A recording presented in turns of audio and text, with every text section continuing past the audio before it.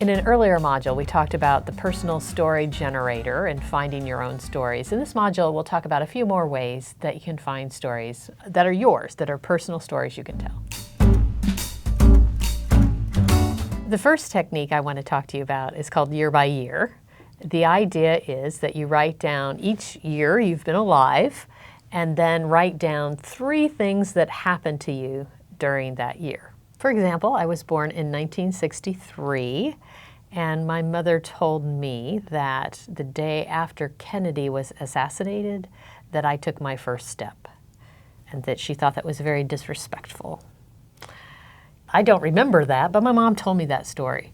As you sit down and you think about the years that you've been alive, think about stories that people have told you or things that you remember from that particular year. Mm-hmm. Just another way to uncover stories that are personal to you. That's great. The next technique is called Once Upon a Time. And with this technique, what you do is you tell the story of your life in the third person.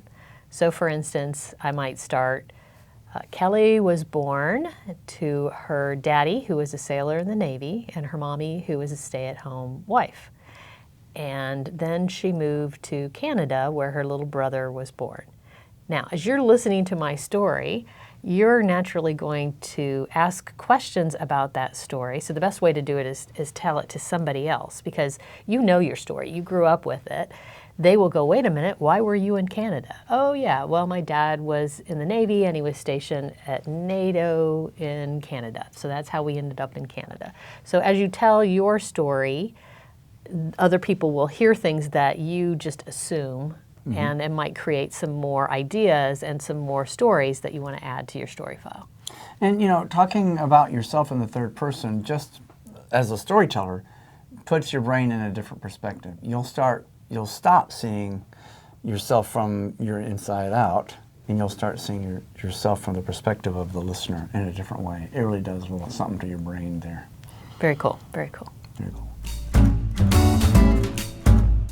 As you may recall, Kelly made me do an exercise, The Hero's Journey, in which we're not allowed to say the word quest. I have a little thing, it's a poem template, and this is based on work from George Ella Lyon, or Lyon, L-Y-O-N. Someone will send in an email and tell me how to pronounce that. And it's a template, and you can find this on the interweb. Where I'm from is the template. And Kelly said, oh, no, I am too left-brained to do this. I cannot do the poetry. And I'm going to make her do the poetry. And all you have to do is fill out a little form on how to create this personal poem. And it works amazingly well. I've done this in workshops. I stole this from the storyteller and poet Menton Sparks. Do not tell her I stole this if you run into her. And it starts with, for example, I am from, parentheses, specific ordinary item, from product name and product name. I am from home description. Adjective, adjective, sensory detail. And you just fill those in.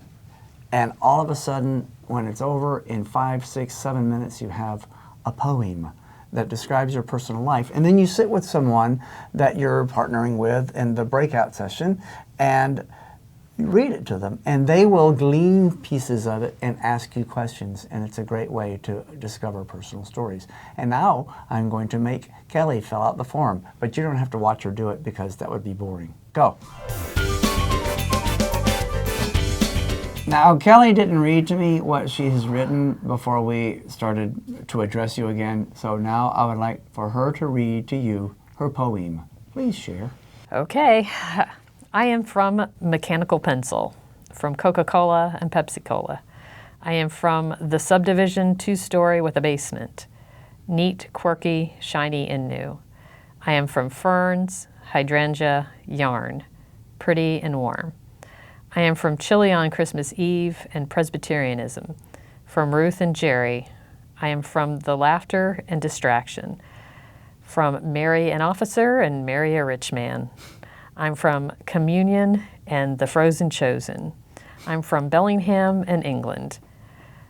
No name, garlic butter spaghetti.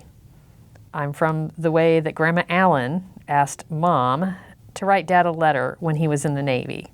And how Mom said, I'm going with someone. And Grandma said, I didn't ask you to marry him, I just asked you to write a letter.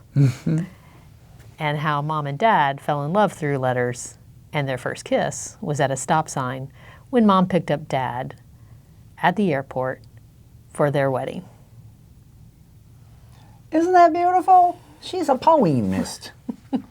That was it. And so what we can do is we can get together and I can say, what I gleaned from that is this, and then I can learn a lot more about Kelly, and then we can do that vice versa. That's another way to find stories from each other. That's beautiful. Thank you for sharing that. Say thank you to Kelly for sharing. Good.